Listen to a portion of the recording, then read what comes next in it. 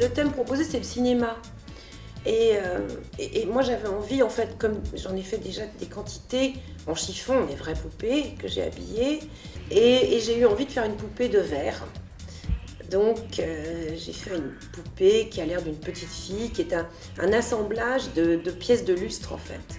Et je l'ai appelée Shirley parce qu'elle me faisait penser à Shirley Temple. Elle faisait très petite fille, américaine, bouclée, enfin bon, voilà. Alors dans le cinéma, le thème qui m'a plus intéressé, c'est le thème des momies.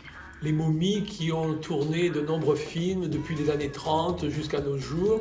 Et donc ça a toujours été passionnant pour les hommes. J'ai pensé cette année de refaire une momie avec du cuir stretch doré et en hommage un peu à César et aussi aux enfants. Et j'espère que la vente de cette momie, de cette poupée, rapportera suffisamment d'argent pour pouvoir vacciner les enfants dans le monde entier qui en ont besoin. L'UNICEF a réussi à faire avec ses poupées et avec les ventes aux enchères une fois par an, quelque chose d'exceptionnel puisqu'elles sont toutes exposées au Petit Palais pendant une semaine et que c'est très beau, il y a une belle mise en scène, c'est très joli. Donc c'est quelque chose qui met en valeur le créateur aussi. Parce qu'en même temps, c'est une cause formidable parce que c'est pour les enfants du monde entier et particulièrement du Darfour.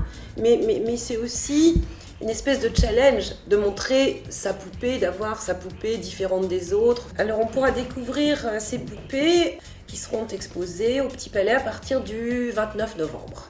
Je vous invite tous à découvrir Frimousse au Petit Palais et surtout à donner et acheter ces poupées. Il y en aura plus de 100 à acheter et donc je pense que tout cet argent servira énormément aux enfants défavorisés.